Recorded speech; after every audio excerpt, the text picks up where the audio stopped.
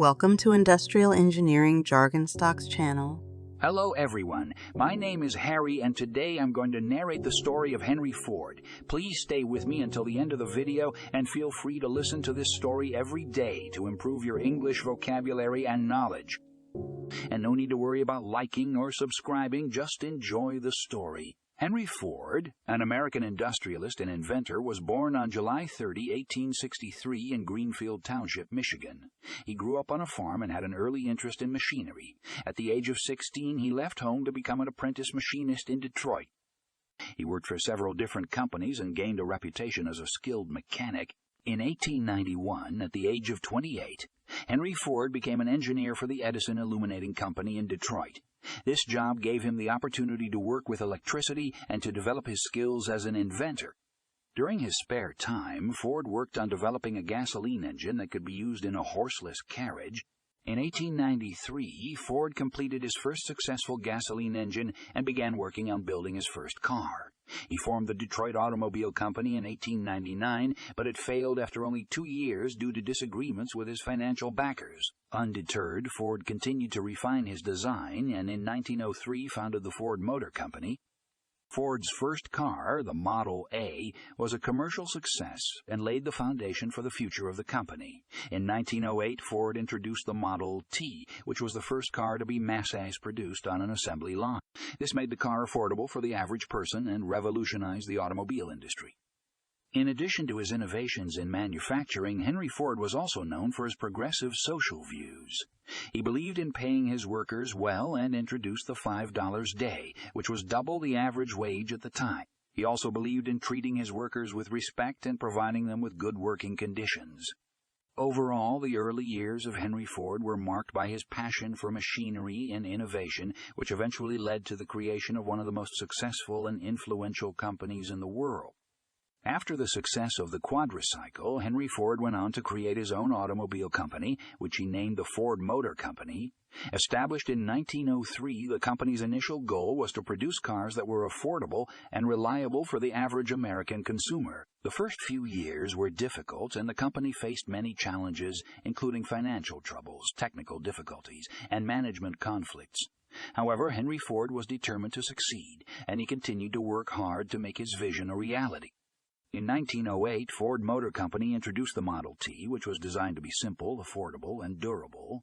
The Model T quickly became a sensation, and by 1913, the company was producing over 250,000 cars per year. The success of the Model T was due in part to Henry Ford's revolutionary production methods, which included the use of assembly line production. This system allowed workers to remain in one place and perform a single task repeatedly rather than moving from one task to another. This significantly reduced the amount of time it took to produce a car and allowed Ford Motor Company to produce cars at a much lower cost. By the mid-1920s, Ford Motor Company was the largest automobile manufacturer in the world, and Henry Ford was a household name. However, the success of the Model T had also led to some complacency within the company, and Ford's reluctance to introduce new models or make significant changes to the design of the Model T eventually led to declining sales. Despite this setback, Henry Ford's impact on the automobile industry and American society as a whole cannot be overstated. His innovative ideas and tireless work ethic helped to revolutionize the way cars were produced and sold, and his legacy continues to inspire generations of entrepreneurs and innovators to this day. The model was unlike any other car on the market at the time. It was simple, durable, and easy to maintain, making it perfect for the average person. The car was also built using the latest manufacturing techniques, which allowed Ford to keep the price low. By 1908, the Model T was in full production, and its popularity grew quickly. Ford's success was not without its challenges. He faced competition from other car manufacturers and had to navigate the complexities of running a business. However, he remained focused on his vision of making cars affordable to the masses. To achieve this vision, Ford revolutionized the manufacturing process. He implemented the assembly line, which allowed workers to specialize in specific tasks and increased efficiency. He also paid his workers higher wages than the industry standard, which reduced employee turnover and allowed them to afford the very cars they were building. These innovations helped Ford Motor Company become the largest automobile manufacturer in the world. By 1913, the company was producing half of all cars in the United States. Despite his success, Ford faced criticism for his management style and controversial views on issues such as labor unions and the Jewish community. However, his impact on the automotive industry and manufacturing techniques is undeniable. He was a pioneer in the field of mass production, and his innovations continue to influence manufacturing processes today. During World War I, Ford's company produced aircraft engines for the U.S. Army. Ford's engineering expertise and assembly line techniques helped to improve the efficiency and output of aircraft engine production. The Ford-produced Liberty engine became the most widely used aircraft engine of the war, powering British and American planes alike. Ford also applied his expertise to agriculture. In the 1920s, he purchased a large tract of land in Brazil to experiment with growing rubber trees, which could be used to make tires. His efforts helped to establish a thriving rubber industry in Brazil, reducing the United States' dependence on rubber imports. Additionally, Ford's commitment to social responsibility led him to support a variety of causes. In the 1920s, he funded the construction of Greenfield Village, a living history museum in Michigan that celebrates American innovation and ingenuity. He also donated to numerous charities and funded research into alternative fuels. Henry Ford's impact on Detroit, the city where he was born and raised, cannot be overstated. Not only did he build the iconic Rouge plant, but he also created jobs that brought people to the city and transformed it into a bustling metropolis. Ford's deep ties to Detroit began with his family. His father, William Ford, owned a farm just outside of the city, and young Henry spent much of his childhood helping with the farm's chores.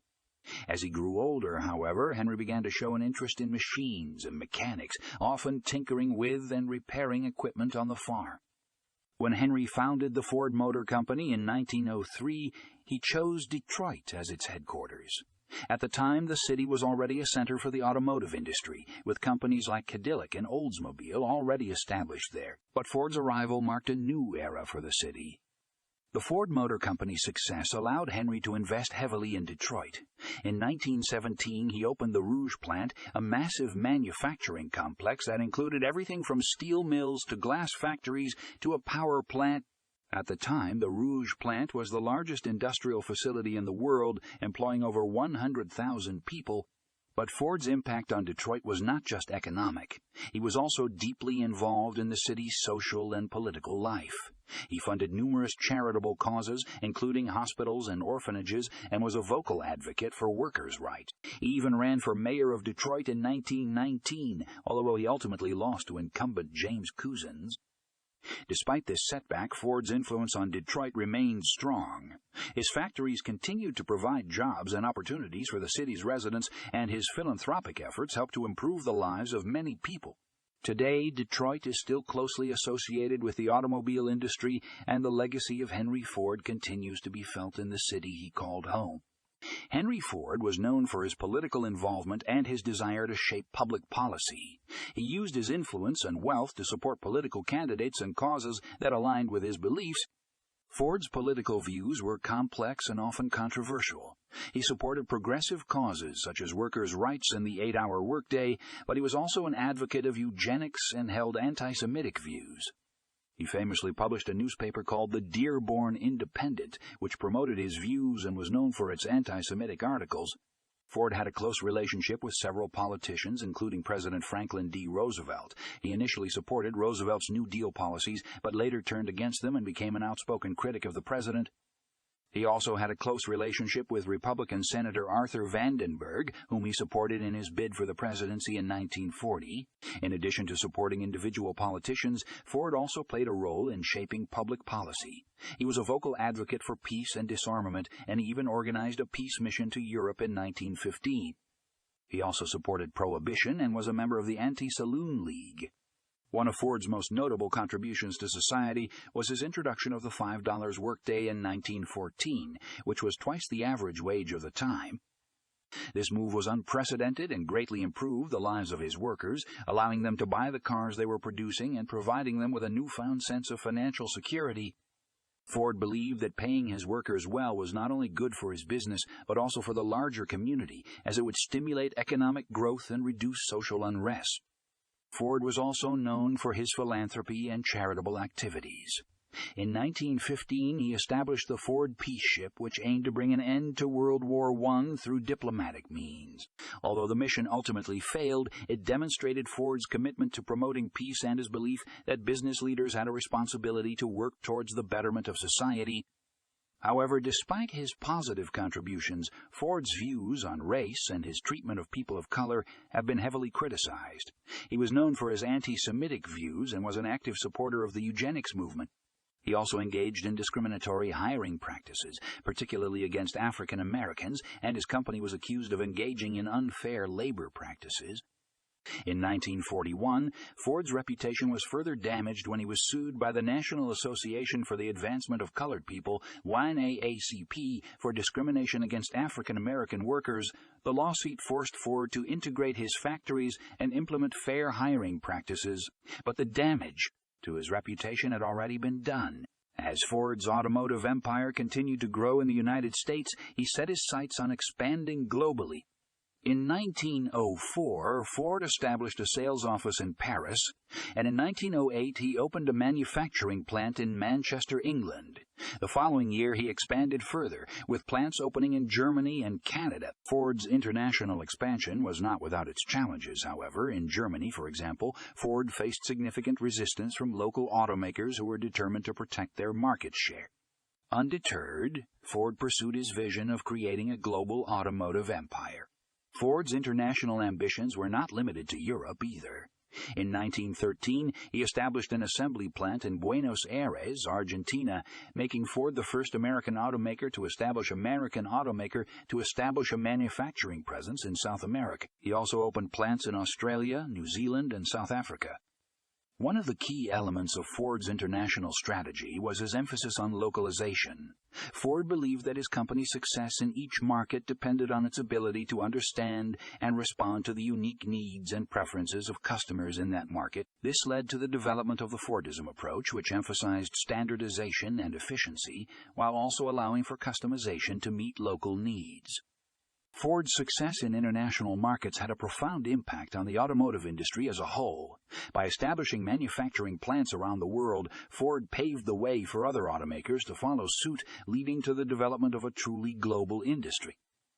While Henry Ford was best known for his work in the automotive industry, he had a wide range of personal interests as well.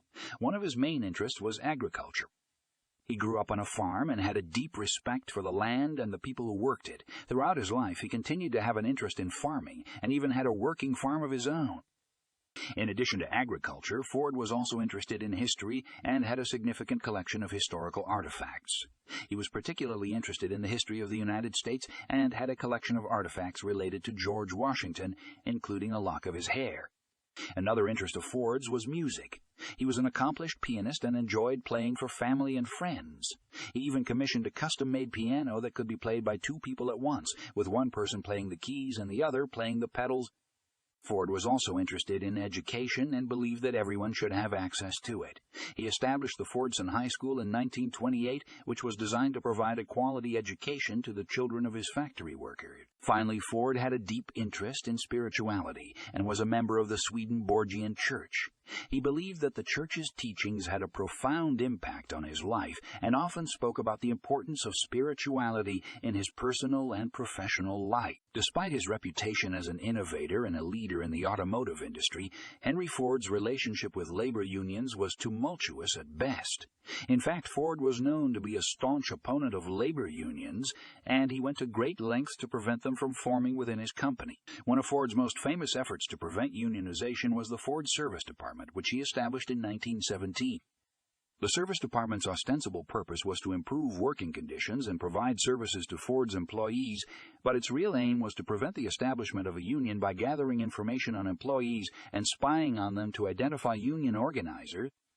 Despite these efforts, the United Automobile Workers, UAW, successfully organized a sit-down strike at Ford's River Rouge plant in 1941, leading to the first-ever contract between the UAW and a major automaker. The strike and subsequent contract signaled a major turning point in the history of American labor relations. While Ford's anti-union stance may seem at odds with his otherwise progressive views on social issues, it is worth noting that his opposition to unions was based on a belief that they were unnecessary if employers treated their workers well. Ford believed that if his employees were well paid, had good working conditions, and were treated fairly, they would have no need for a union to represent their interests. However, this did not stop him from engaging in a number of anti-union activities, such as hiring spies to infiltrate union meetings and distributing anti-union literature to his employees. Despite his efforts, the UA was eventually successful in organizing his factories, leading to a more equitable relationship between management and labor. In his later years, Henry Ford became increasingly isolated from the rapidly changing world around him. He resisted change and continued to hold on to outdated beliefs, including his anti-Semitic views. This caused controversy and criticism, leading to Ford's reputation being tarnished. Henry Ford passed away on April 7, 1947, at the age of 84. He left behind a legacy that transformed the automotive industry and revolutionized manufacturing. Despite his flaws and controversial views, his impact on American society and the world is undeniable. In conclusion, Henry Ford's life was marked by innovation, determination, and controversy. He was a complex individual whose contributions to the automotive industry and manufacturing will be remembered for generations to come.